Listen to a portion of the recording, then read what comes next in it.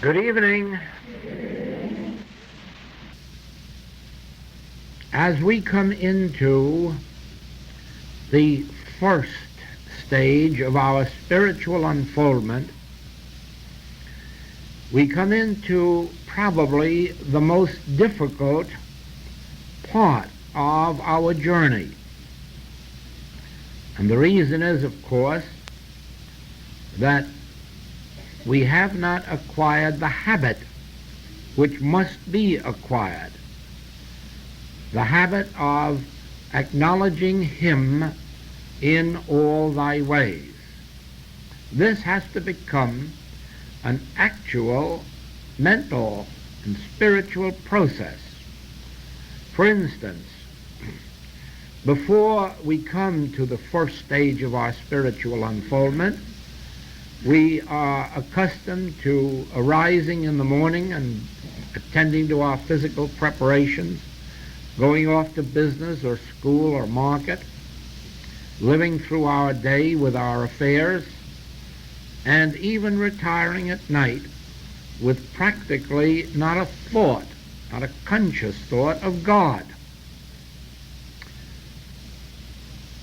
And of course you know that this is especially true of those who in this last generation have become so attuned to the radio and television that there is very little opportunity left for inner silence, inner stillness, inner periods of reflection and peace. So it is that as we come to this first stage, it becomes quite a chore to awaken in the morning and remember not to get out of bed, remember consciously to remain there for a few moments and realize this is a new day. God brought this day into manifestation. The activity of God has turned night into day, has put the moon and the stars to bed, and brought up the sun and the light, the warmth. The tides are changing. The seasons are changing. This is a whole new day. And all of this is brought about by the activity of God. Food is growing in the ground, fish in the sea, birds in the air, all by an activity of God. Is it not logical to suppose then that I too can be governed by God, or should be, and was intended to be? That I am as much a part of God's creation as the birds who are being fed and the fish that are being fed? That I am as much a part of God's creation as the sun and the moon and the stars that are being cared for? Yes, I give conscious recognition to the fact that God is governing this world, and I am a part of God's world, and therefore I am a part of God's government. I am receiving God's government. And then we are ready to be out of bed and up and about until we come to the breakfast table, and there must pause to realize that this food has been grown by the grace of God, whether it is in the form of wheat or cereal, or whether it is in the form of eggs or meat. Whatever form of food we are eating is a product of nature, and behind this physical nature there is the activity of God, and therefore we are eating by the grace of God, not by the grace of having enough money in our pocket, not by the grace of who's paying for it, but by the grace of that which grows and produces our food. As we leave home for work, whatever its nature, or even remain at home to work, and the ordinary problems of the day arise, we must turn within to remember He performeth that which is given me to do. There is a He within me that is greater than he that is in the world. There is the presence of God closer to me than breathing, nearer than hands and feet. In other words, there must be a conscious recognition of the fact that regardless of what we have to do throughout the day, we do not have to do it alone. There is a He within us. There is a presence, there is a power, there is a divine grace that operates in us and through us to bring us home, to rest again at night. Throughout the day and throughout the night, we ourselves must learn how to acknowledge Him in all our ways, to keep the mind stayed on the remembrance of God. We ourselves must train ourselves to know that except the Lord build a house, they labor in vain that build it. If I have to go through life competing with 4 billion people, I'm lost, unless I do have help from probably an unknown source and at least an invisible source. And the more I rely on this invisible source, the more I learn to rely on the Spirit within rather than on my human cleverness or brawn, the closer I am being brought to the second stage of my spiritual unfoldment. And this one is where, having realized God in a measure, having had tangible proof that now that I am placing my confidence in the infinite invisible, now that I am relying on an inner grace, now I start to become aware of my own lack, of my own lack of virtue, my own lack of living up to the high standard of manhood in Christ Jesus. It is in this second stage, when I've already felt the presence and power of God operating in my affairs, that I commence to realize my unworthiness of this great privilege. And it is then that I go through the 10 Commandments stage of life, the Hebraic stage of life, when we become good humans, when we become almost perfect humans, when we start to look at those 10 Commandments and wonder, am I wholly honest? Am I wholly truthful? Am I learning to subdue the physical nature, the baser nature of the animal man? And through the second stage of my spiritual unfoldment, I bring myself as high as possible in the scale of human perfection. I become like the scribes and the Pharisees, good men, good women, honorable, religious. Then,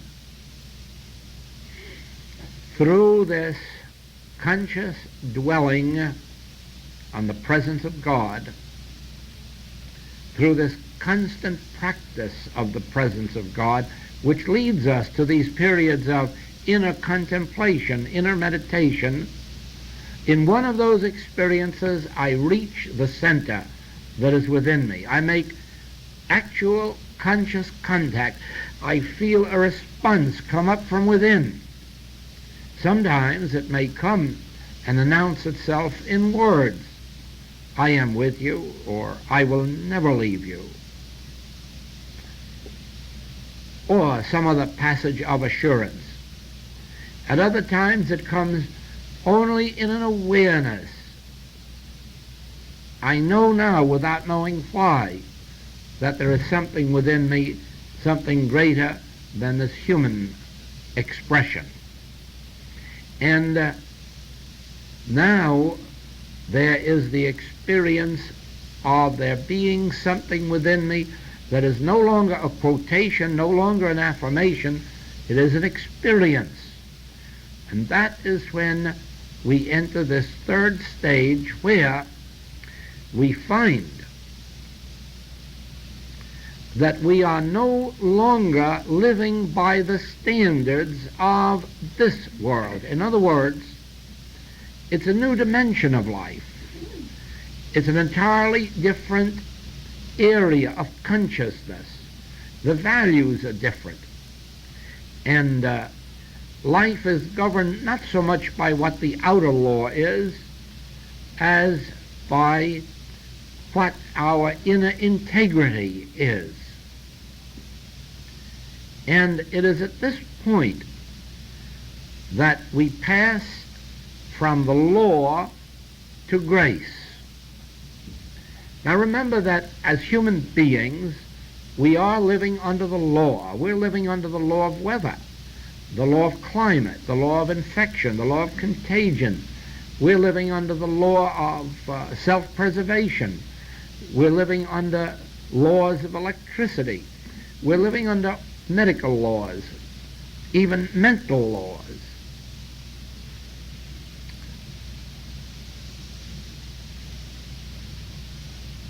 You know, of course, that until mankind is awakened, they are held in slavery only by mental power. It is true that in bringing about a state of slavery, some degree of force may be used here or there, but that wouldn't succeed without a mental subjugation of a people. And we do not realize how the human race is unprotected from this mental power. Those who are acquainted with how this country was brought into World War I will know something about that. It was the will of this people of the United States that we not go into war. It was so definitely their will that the president was re-elected on his promise that he had kept us out of war and would keep us out of war. And that was the sole thing that he went to the polls with. And he was elected on that. That was the will of these people of the United States. And within 6 months they were begging and pleading to be taken into war. Why? Because a propaganda machine had been set up. Moving picture studios were engaged in New Jersey, Long Island, to bring out pictures of the Huns shooting down school children in Belgium and shooting nurses. And atrocity tales were spread in the newspapers until they aroused this public to such an extent that we just clamored for the opportunity of going to war. And why? Oh, we were going to save democracy, and we were going to save Christianity. There wasn't any more democracy or Christianity on one side than there was on the other. But you couldn't have convinced any of us of that at that time. That is mental force and mental power. You know as well as I do how much merchandise is sold through false advertising. And this is mental powers and mental forces against which the world as such has no protection for a time. Now, we live then under physical laws, which aren't really laws, remember, but they operate as law as long as we can be made to believe in them. We live under mental laws, and these are not really laws. They're only laws in our ignorance, and they operate only while we are in ignorance. As we, first of all, then, bring an awareness of a spiritual presence within us, we become more immune to both physical laws and mental laws. We cannot be operated on either by these physical laws or mental laws. We become more and more immune to their operation. Now, as we pass into the third stage, we are at that stage in which Paul says, I can do all things through Christ, or I live, yet not I, Christ liveth my life. In other words, it's not I anymore, it's not me. It is this spiritual presence, this spiritual power that lives my life. And it cannot be influenced, it cannot be acted upon by physical laws or mental laws. It is immune to these, because these are really not laws. They are theories, superstitions, beliefs, universal beliefs, beliefs in two powers. Just look throughout your human life and you will see that everything in your life is functioning on the basis of good and evil. There is good one day and evil the next. There is good in this experience and evil in this. Sometimes the very things that are good for us today are bad for us tomorrow. The very things that may be bad for us today are of no power tomorrow. In other words, we volley back and forth between the two powers of good and evil. But in proportion as this spiritual sun is raised up in us, the Son of God, these laws do not operate anymore. We are not receptive or responsive to them. And not only that, but we aid in nullifying them for others who may come to us. In other words, where there is light, it dispels darkness. And so in mystical literature, you have that period of life that is described as going from darkness into light, in dying to mortality and being clothed upon with immortality. That is that period at which we pass from living under the law to living under grace. Now, in this experience of grace, where an immunity is developed to the things of law, you can begin to understand that you are living in an entirely different world, because now you don't have to consider the law, you don't have to consider or be concerned, or as the Master said, take thought for your life. You don't have to take thought for your life about what you shall eat or what you shall drink or wherewithal you shall be clothed. You don't have to take thought for your life about your future or the latter years. Why? Because having found the kingdom of God, dwelling now in the kingdom of God, there is something else taking the responsibility for your entire experience. You learn now the government is on his shoulder. Whose shoulder? This spiritual entity or divine Son, which is now raised up in us. In our humanhood, it was dormant, and it stood by and could do nothing. Whether we were robbed, cheated, defrauded, we had to pay the penalty, because there was nothing there to save us if our human wisdom wasn't sufficient. Regardless of what wrongs were done to us, regardless of what the weather did to us, regardless of what society did to us, we had to take it. There was no way to come back unless our human wisdom or strength could provide for us. And in the last analysis, it couldn't. when the chips were down, it couldn't. And so it is that as we come to this transcendental presence, as we come to this state, we enter a state of consciousness where we do not have to fight, where we do not have to take thought, where we do not have to oppose error, where we do not have to fight error, where we are not continuously trying to destroy error. Why? Because none of it touches our consciousness. We are not aware of it. Now,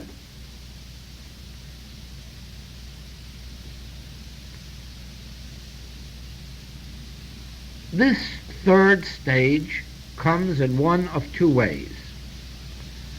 It either comes suddenly and completely, and so that, like Saul of Tarsus, we go blind or almost drop dead, and then awaken in not our Saul of Tarsus being, but as Paul.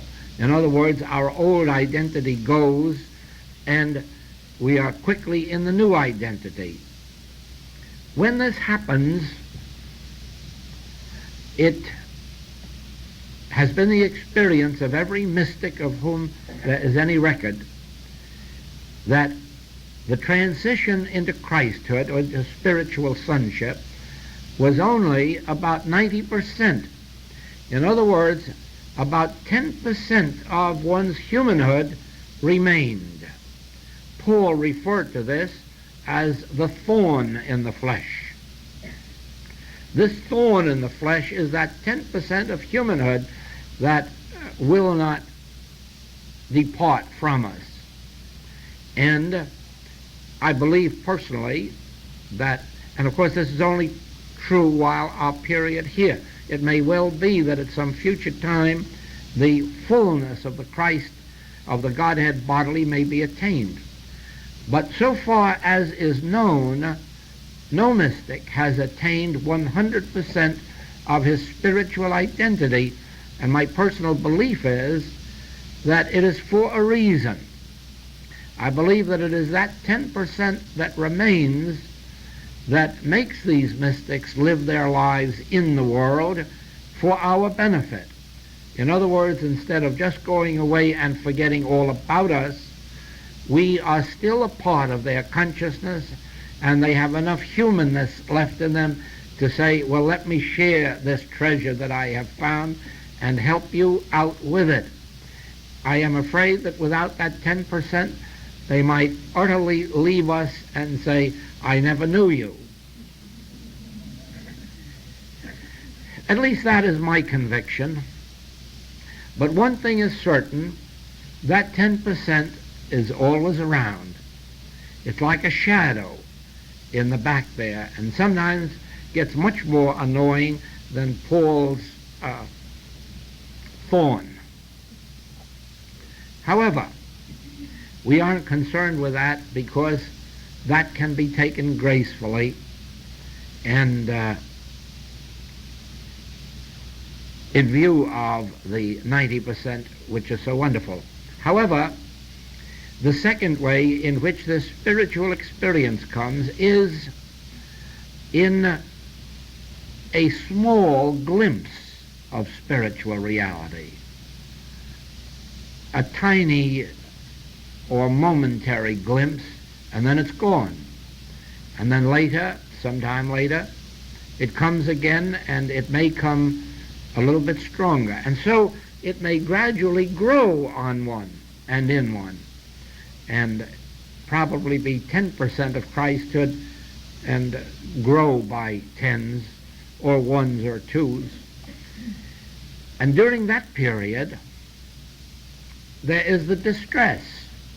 That period is a difficult one if it comes that way, because here you have in those glimpses the experience of what spiritual living can be, and yet you have the frustrating experience of not being able to maintain it, not being able to sustain it, not being able to live in it continuously.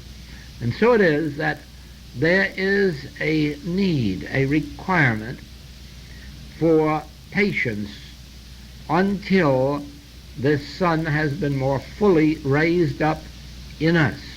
Now, the world at the present time is entering the second stage of spiritual unfoldment.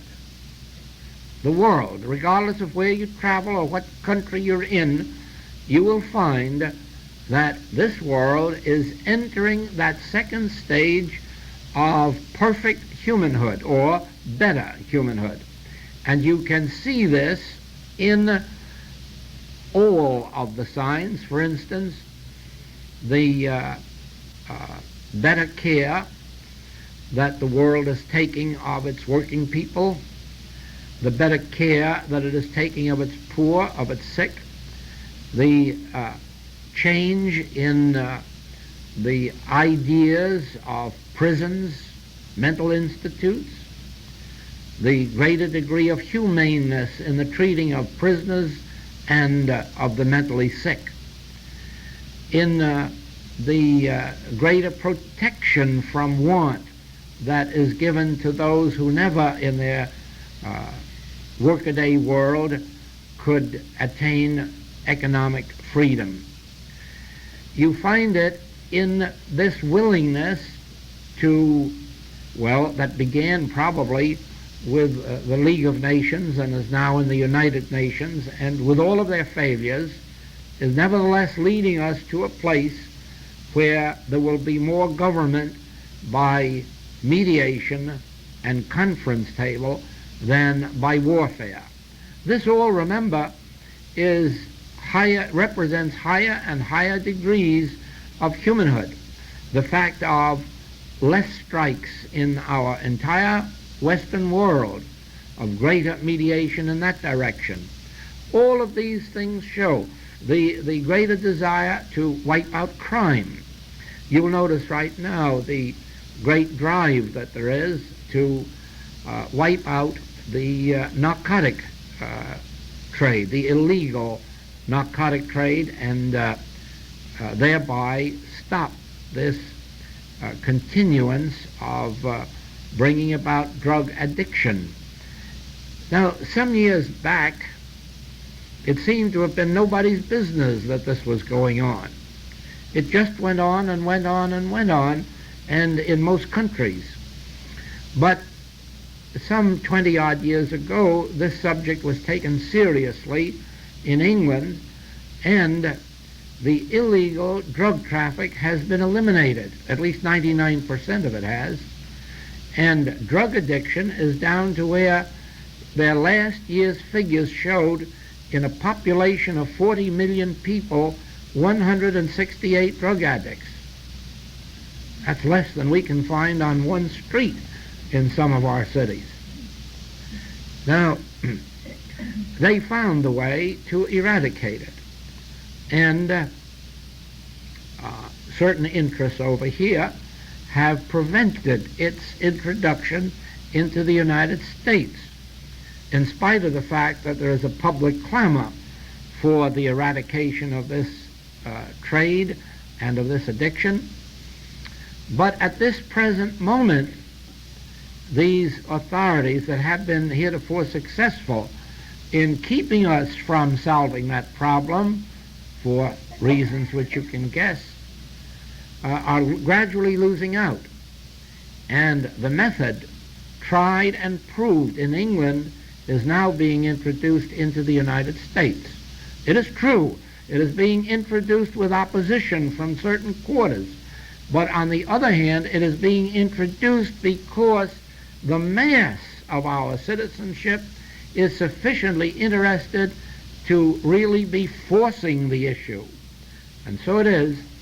I could go for hours and tell you of my travels in every part of the world and show you that regardless of the troubles that exist on the surface, that underneath the evolutionary process is going on of a lifting toward higher humanhood. And you may for the moment say, what about Africa?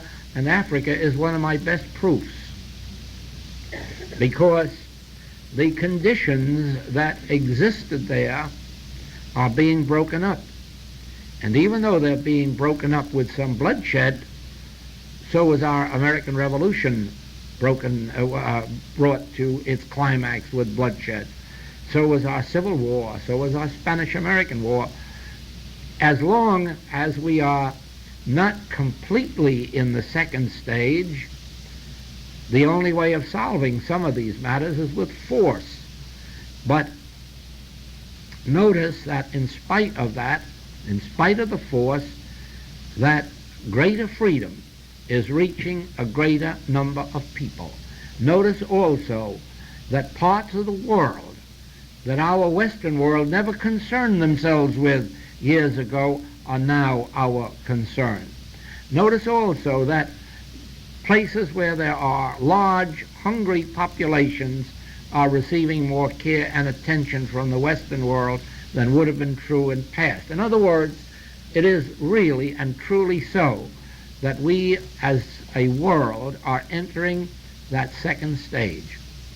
Probably one of the reasons for it is that so many more people are entering the third stage, and they are the ones who are influencing the mass consciousness, lifting it up, shall we say, lifting up the Son of God in human consciousness. Now, if I be lifted up, shall draw all men unto me. In other words, in proportion as I myself am lifted up into divine sonship, do I attract those to me and lift them into some measure of that sonship.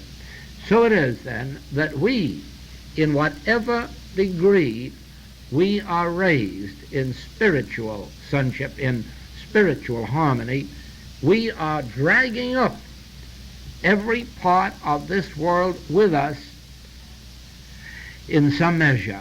And that gives them the opportunity of grasping and going forward. I am fully convinced that the only reason we are now finding the large audiences that we find for this spiritual work, and without sending for anyone, without advertising, is that human consciousness itself is crying out to be lifted up. And of course, the first stage it has to be lifted into is the second stage of better humanhood, and then from there on into the death of humanhood, into our spiritual identity. Now watch this, because every bit of our spiritual life is going to follow this pattern. In our first metaphysical life, if we are wholly honest with ourselves, we will admit that our desire is to attain health instead of sickness, abundance instead of lack, companionship instead of loneliness, freedom instead of slavery, harmony instead of discord. And it is for this reason that our earliest stages of this life result in exactly that, an improved state of humanhood. It is only after we have had experience upon experience of increased humanhood and improved humanhood that we say, I still feel something missing. My good health doesn't seem to have given me what I expected of it, or my increased supply doesn't satisfy me, and now I'm sure that even if you double it, that isn't going to satisfy me. Something is missing, and that is when we are ready for that transition from the good humanhood into the death of humanhood and the birth of our spirituality. We speak of dying daily. We speak of putting off mortality, but we do not realize that we mean dying to the good humanity, the good mortality, or putting off complete mortality, even that which is healthful. But that is really what happens. And then begins an era of spiritual living. And here is where you are prepared for the master statement, my kingdom is not of this world. And you commence to realize that you are now in a state of consciousness where you are not experiencing just more and better of the human things of life, but that a new factor has come into life, a new joy. The only way probably that this can be explained is that in our humanhood we experience pleasure or joy or satisfaction by something that takes place out here. It has to have an objective something to spur it. In other words, if we awaken on Christmas Day and find ourselves especially blessed with wonderful gifts, it arouses a joy in us. Or on our birthday, or perhaps sometime when it's neither Christmas nor birthday, if somebody remembers us beautifully and handsomely, it awakens us a pleasure, a joy, a response. Or if some activity has been successful, we feel a joy. In other words, our joy is prompted from an outer occurrence. But as long as this is true, remember that our sorrow also is spurred by an outer occurrence. In other words, instead of this good that brought joy, the absence of it brings sorrow. And so we are always victims of either sorrow or joy caused by an objective external influence. Whereas from the moment that this transitional experience starts, joy is something that bubbles up from within without any outer cause, without any outer reason. It is not spurred by anything. It is not prompted by anything. It is a state of being which is incorporated in one. Optimism isn't there because there are some good signs of good crops ahead. Optimism is there because the presence of God is there. And where there is the presence of God, one is absolutely aware of the fact that only good can unfold. There can be no question of that. Now, in this third experience, watch for this. Not only you are not seeking an outer world experience, not only you are not trying to demonstrate an outer world experience, but on the contrary, you receive the inner conviction that this deep breath or click or inner release or peace, that this itself is the demonstration. That when you have attained it, you have attained your goal. You have not attained it for a purpose out here. You have attained it for itself, and it produces the experience on the outer. But this follows just like daylight accompanies the sun. Now, the sun doesn't come and then afterward produce light, but it is the sun itself which constitutes the light. And so it is, you will discover that there is no God to give you health or supply or companionship. There is no God to give you anything. There is a God. And when this spirit is consciously realized, it is the very substance. It is that which constitutes the outer experience. So then, as the sunshine does not come and give us light, but the sunshine is the light, so the grace of God which we receive within does not produce something in the outer plane, but the grace of God we attain within is the very substance of the good that is to appear outwardly, and therefore there is no such thing as the presence of God and a discord. There is no such thing as the presence of God and inharmony. There is no such thing as the presence of God and lack or limitation. God is the meat, the wine, the water, the bread.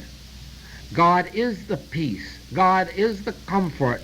God is the health. God is the health of thy countenance, Scripture says. Not God will give you health. God is the health of your countenance. And it does not say God will give you supply. God is supply. And therefore, the only experience necessary is that third stage of our spiritual unfoldment, when we have, even if it's a momentary realization of God, even if it's a momentary in a click, don't look outward for anything to happen. Remain satisfied. Now the Spirit is there. Its formation is one with it. Spirit, remember this, Spirit and its outer activity is one. Spirit and its formation is one. Spirit and its creation is one. Spirit does not create in the sense of there being a spirit here and a creation here. Spirit is the substance that appears outwardly as form, not as what we see, hear, taste, touch, or smell as form, but as form. What we see, hear, taste, touch, and smell represents but our concept of that spiritual presence that is here. And that brings me now to this point.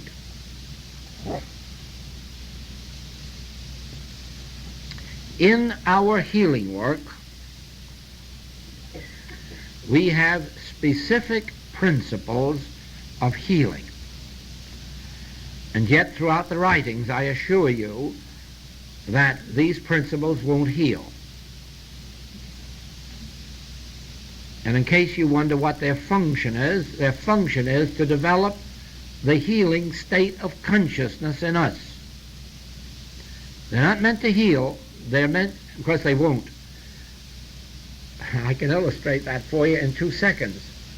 All you have to do is to know that God is all in all, and that evil of any nature is purely illusion, and you have the secret of the mystical life and the healing work. And as you now know, it hasn't done a thing for you. And yet there it is. That's the truth. And let this be the lesson. The effect of truth is not in the knowing of it intellectually, but in the experiencing of it spiritually. Therefore, and this really should have been a basic instruction in every one of the metaphysical teachings, and I don't know how it was ever missed. Truth does not heal. Truth does not enrich. Truth does not improve. Truth does nothing. Truth realized does. God does nothing for this world.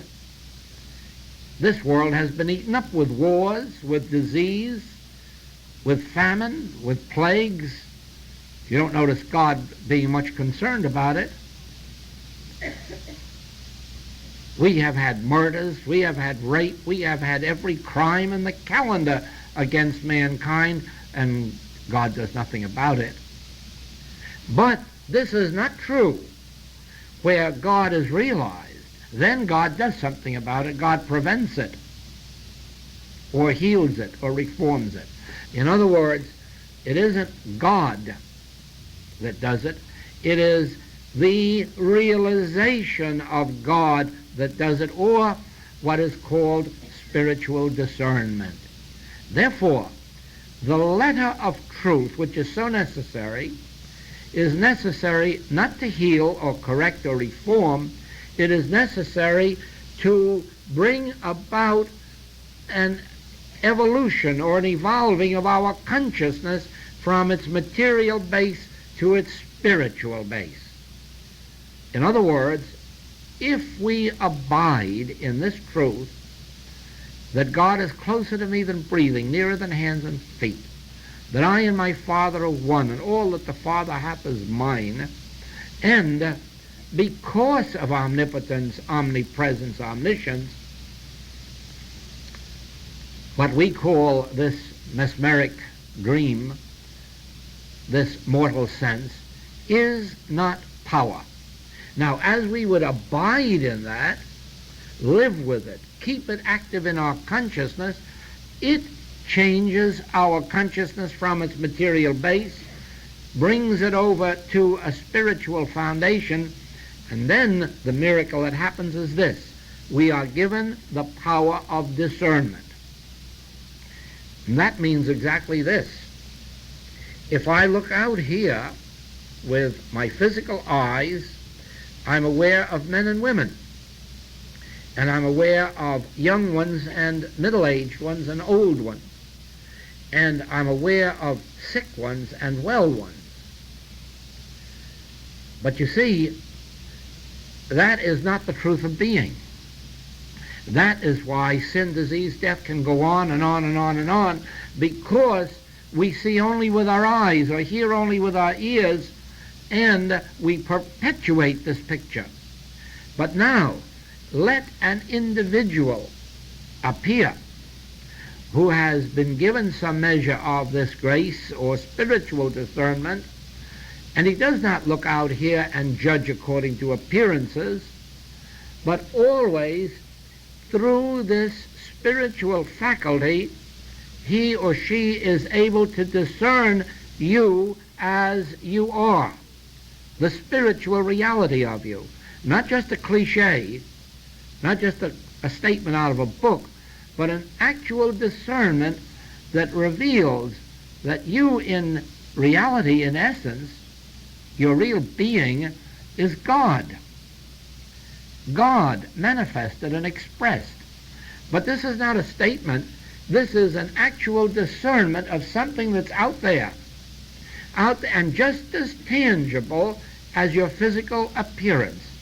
And it is this discernment of your true nature, your true identity, that brings to light the healing, the health, the supply, whatever appears to be lacking. What it really brings out is it raises up the Son of God in you. It doesn't heal you of anything. It doesn't reform you of anything. It doesn't supply you with anything. It raises up the Son of God in you. And when the Son of God is raised up in you, it functions. I live, yet not I, Christ liveth my life. Christ, that's the Son of God. And so when your divine sonship has been raised up through the power of spiritual enlightenment, that is, the consciousness of an individual, always remember, it is the consciousness of an individual that does it. There has to be a Moses of spiritual enlightenment, of spiritual discernment, to get the Hebrews out of slavery under Pharaoh. Pharaoh has the army. Pharaoh has the power. The Hebrews have nothing but weakness and slavery, ignorance, poverty. And Moses has got nothing except the grace of God. And with the grace of God, he does what an army couldn't have done. He gets those Hebrew people out of Egypt, out of Pharaoh's power. And he does it without an army. He does it without force. He does it by an inner grace. There has to be a Jesus Christ to heal the sick, to raise the dead, to forgive the sinner. In other words, this spiritual discernment must be individualized as one of us. A man on earth, a woman on earth. And it can be 1,000,000 men and 1,000,000 women. The more there are, the sooner the entire world will be spiritualized. But remember that the power of resurrection, and that is the name of this class, the power of resurrection is in the Son of God. And the Son of God is your true identity and mine. And the Son of God raised up in you is the power of resurrection onto your body, onto the lost years of the locust, onto your business, onto your art, onto your profession, whatever it is. The Son of God raised up in you is that presence and that power, and the Son of God is raised up in you by virtue of one or more who have been given that spiritual discernment even in a measure. And that is why I have said that the very fact that there are at least a couple of dozen in this room of those who have been lifted up that far into spiritual discernment, the Son of God has been lifted up in them to where Christ governs their lives rather than the law. It is that reason that this entire class is lifted up higher than itself, higher than it was before it came together. In other words, where two or more are gathered together in my name, there am I, the Son of God. And that Son of God in you, it isn't floating around in space. The Son of God, when it's here, is here in you. And so it is. The raising up in you of the Son of God is the attainment of your demonstration. Your demonstration is not good health or good wealth or good companionship or good home. Your demonstration is not freedom. Your demonstration is the raising up of the Son of God in you. And it is attained through the first stage, in which you make yourself consciously aware of the presence and power and influence of God. Entering the second stage, where you realize your inadequacy as a human being, and you consciously make effort to fulfill yourself in those 10 commandments and make of yourself a worthy human. And with the combination of these two, this transitional experience of the raising up of the Son of God in you takes place. When it does, and even in a measure, you have this experience, this feeling of the presence, you can then say, I live, yet not I. There is a spirit in me that doeth the work. The Father within me, he doeth the works. The Father, the presence, goes before me to make the crooked places straight. This presence goes to prepare mansions for me. I of my own self can do nothing, but the Father within me, he really doeth the works. And I abide in stillness, in quietness. I abide in peace, knowing that as I go about my work all day long, there is another presence working with me, in me, through me, an invisible and an outer sense, an intangible, but a very, very real substance, activity. And I, in my own work and my own life, I call it grace. Grace. I call it a living by grace. I call it all things being done by grace. My class being brought together by grace, not by power, not by might, not by advertising, not by cleverness. A grace brings those together, just those together, who can receive and respond what is poured out through me. By grace, publishers are raised up who publish the writings. By grace, all of these things have transpired in my experience, because there never was enough of humanhood to go out and bring them about. So it is, I know, through this experience and the experience of those with whom I've worked these many years, that the raising up of the Son of God in them is the full and complete demonstration. Beyond that, we need not go. In other words, as long as I can feel, as long as I can have the awareness of the presence of God in me, my life is fulfilled, even if I should be commanded to go without purse or script, as indeed I have been at times in my life. Still I arrive, and so do you.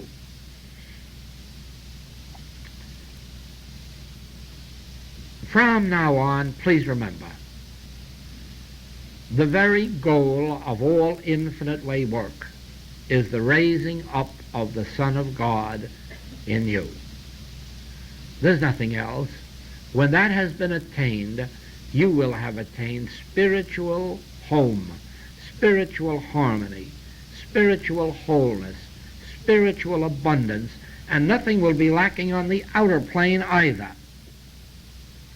The attainment of the inner grace is the demonstration of the outer good. Do not let your thought dwell unduly or with concern on the outer phase of the demonstration, but rather maintain yourself wholly in the realization that the goal is this raising up of the Son of God in you. And the reason you know it takes place, or whereby you know it takes place, is this, in your meditation, this click, this contact, this release, something, I can't describe it.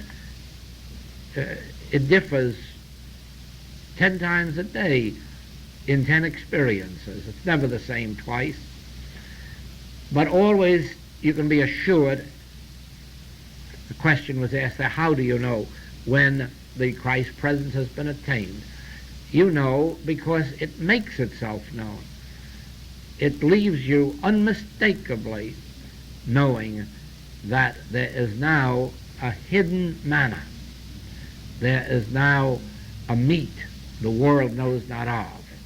There is a being, a presence, a power, an inner joy that outer circumstances cannot take from you.